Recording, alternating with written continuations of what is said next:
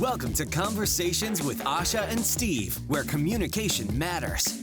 Join us as we discuss effective ways to communicate, bridge the gaps, and build long-lasting relationships within your business and life.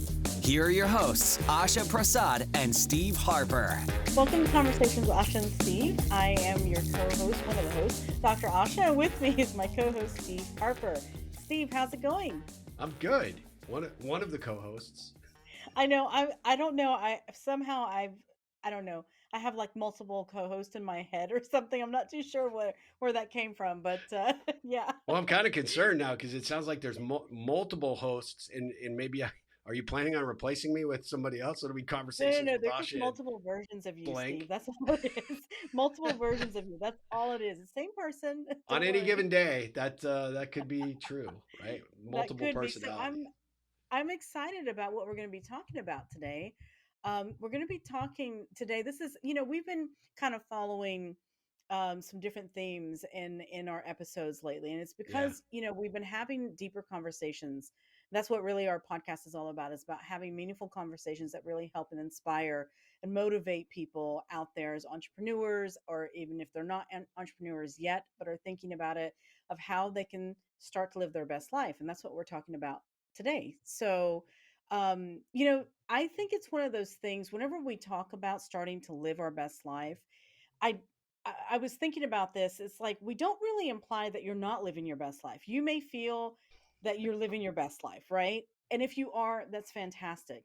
But I know that a lot of us struggle with this where we think that we could be doing more or we could be doing something different or it just doesn't feel so great. And so I don't know how do you view that, Steve? I mean, whenever you hear that, starting to live your best life, how do you view that? I think it has, that phrase you see popping up on T-shirts and coffee mugs, and Mhm. it's become kind of this thing, this theme that kind of is peppered throughout social media, especially on Right. Instagram, and it sort of implies like, look at me, I'm like, living my best life, and you are not. And I think that the reality is, I like the phrase in general because it actually has an opportunity for you to ask the question, are you living your best life? And I think Yeah, honestly, most of us, we might be striving for it, but most of us are not actually even contemplating what that means. And that's true. so the thing that I think is really interesting about this topic is it gives you an opportunity to say, hey, look, let's do a self inventory. Let me evaluate where I am, and Yeah, let's have an open it's and true. honest conversation with ourselves about what that actually means. Because my best life in my 30s is way different than it would be in my 50s, right? And Right. life and expectations change and shift. And sometimes if we're not going back to, recalibrate and figure out what is important to us now, and we're still basing our happiness or our success or our perception of what best life Mhm. means based on a set of criteria that kind of no longer apply to us, it's easy to sort of get overwhelmed by the fact that you're not living your best life and you're not quite as happy. Also, I think it gives Mhm. us a reason to say, hey, look, I haven't asked that question in a while, and I really need to, because Yeah. maybe I'm not doing the kind of work or spending the time with the kinds of relationships that I really should be to get the most out of this. Because I think at the end of the day, for me, what I interpret is the best life is I get out of bed every day and I'm enthusiastic about what lies ahead, right? And what I get Right. to do and what I get to experience and the opportunities that flow to me. And sometimes I think we just get caught in this kind of hamster wheel of life where, well, this is the way it is, and maybe this is all there is. Yeah, no, that's true. I mean, I think it's one of those things that, in fact, it is something that can be kind of like a wake up call to be like, hey, wait a second, let's take a moment for reflection. Mm-hmm. What am I doing? And I think that that's whenever you're really intentional about it and becoming more intentional of how you're living your life, what you're doing, what relationships you're spending time with, what makes you feel good, where's your joy, all of those things I think become really important because then you can start to evaluate because it is true 20, 30 years ago what you were doing and what you had fun doing is certainly not going to be the same as it is now. And it may be something that you've just gotten used to and you've never asked yourself your that question since then, Yeah. right? I mean, it's one of those things that when you do that and when you become more intentional with it, I think then you can really start to enjoy where you are in your life, like right now. Yeah, absolutely. And recognize also that there's always room for improvement, right? At the end of the Yeah. day, that's, you know, where you are and what you're doing here in this, this current phase of your life gives you the opportunity to continue to strive for more. And, that's not always just like, the way that we think about it in material trappings of life, but Right. it's, am I more spiritually connected? Am I more grounded? Am I more Yeah. centered? Am I feeling good about my physical health and well-being, my mental well-being? Those are things that I think, give you the opportunity to, again, going back to that question, am I living my best life? That's one of the ways to start is by Yeah. understanding, hey, there's still things that I need to tweak and adjust and calibrate, recalibrate. It gives Yeah. you an opportunity to do that for sure. Yeah, no, that is true. I mean, I think that that's one of those things that I found over the years, and I've seen people reaching out to me as a coach or a mentor.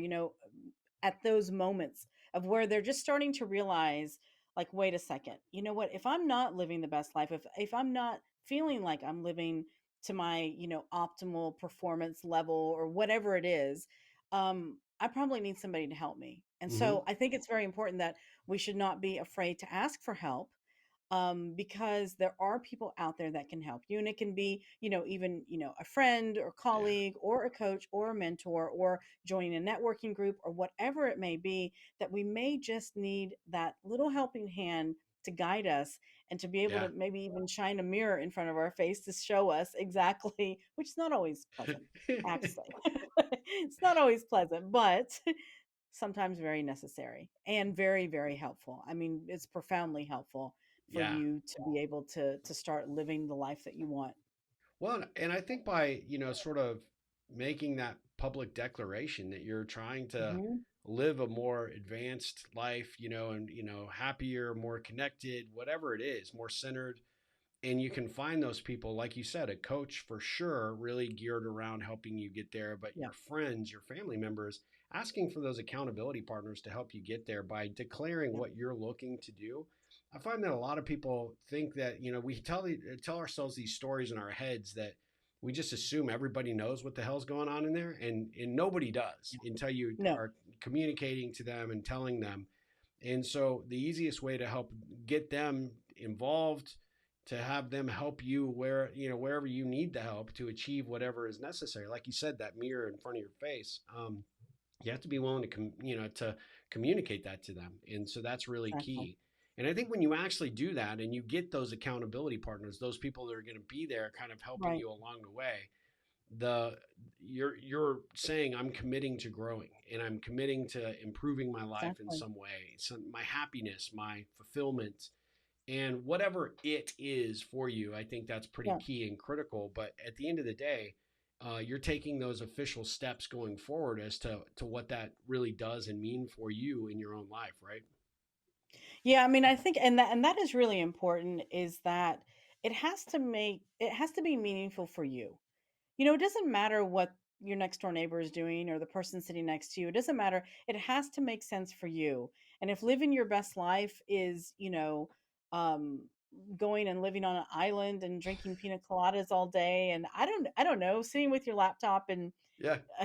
I was just, it's funny because I just something just came to my mind yesterday. I was having a conversation with somebody that was trying to teach me about mining cryptocurrency. And I was just like, I have no idea what, I mean, half the words that were coming out of this person's mouth, I was just like, what is that? Like, but he was so passionate about it. And I'm like, you know what? He's living his best life. Yeah. Well, that's not going to look like the same thing for me. You know what That's I right. mean? But it's okay. It's okay. It's okay to have that, but being truthful and taking the moment to really find out what that is for you, I think is super important. Yeah, I think if he's mining the cryptocurrency while he's drinking a pina colada on a beach I somewhere know. in front of his laptop, I mean, maybe that's what he's doing. For us, it would be like, holy crap, now I can't afford to be on the beach because we just lost all the Exactly. crypto. Because I can't remember my password. I can barely remember our password to get in to do our videos here. So, I know exactly. It's like seriously. Yeah. but to your Uh, point, that's that person has found their stride. They found the thing that Yeah. they're passionate about, and just like we said before, I mean, those things evolve and change different, at different phases of your Yeah. life. So I think that is really key to really check in with yourself on a regular basis to make sure that, what you perceive today as living your best life, to make sure you're doing everything you can to live in accordance with that. And if not, ask yourself what changes need to be made. Who do I need to get on my team? Who do I need to help guide and encourage me to get there? Because those things are important. And if you happen to be, married or with another, romantic partner, it's important that you have those conversations with them, because you want to make sure that you're on at least a similar trajectory as to what that looks like. I've seen a lot of, especially in our, kind of our age bracket, where people are going through these midlife crises. And then that's where relationships just completely come undone, because they're not communicating what they need and what they want with their partner. And that's so important, because you want to make sure that there's an opportunity to have your expressive, what is going to help you live your best life, what you're looking to do, what's important to you in this phase. But it's also important to make sure that you're somewhat in alignment, or at least in the same zip code as the other person, or you may find you will be in a different zip code. You will be in a different zip code. I mean, very soon. But that's the interesting thing too, Steve, about that. I've had a lot of conversations. I've seen a lot of people actually go their separate ways because of that. Yeah. And that is okay as well. But you have to be willing to have that conversation and realize that, okay, this is just not, we're not wanting the same things that we wanted 20 years ago when we first met. Yeah. And that's okay. Yeah. It's sad and it's hard, but it is true. If you don't look at it and you don't have those conversations, then things can get ugly. Can get ugly. Yeah. Well, and maybe dumping that person is your route to living your best life. Maybe it is. I don't know. The same. What is it? La vida loca. Yes, exactly.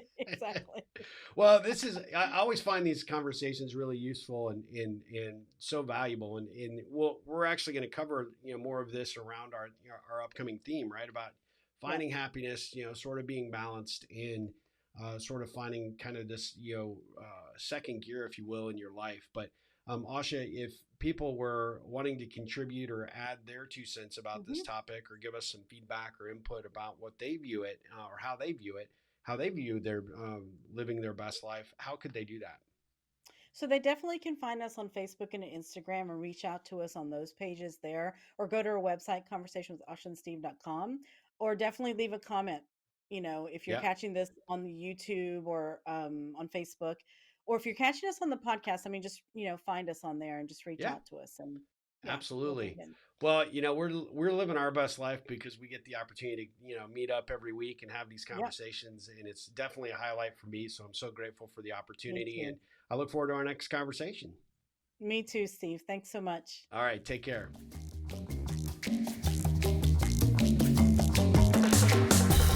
Thank you for joining us for today's episode of Conversations with Asha and Steve. We love to hear feedback and questions from our listeners. Please feel free to visit our Facebook page for more tips and information. You can also email us directly at info@ripplecentral.com for more information.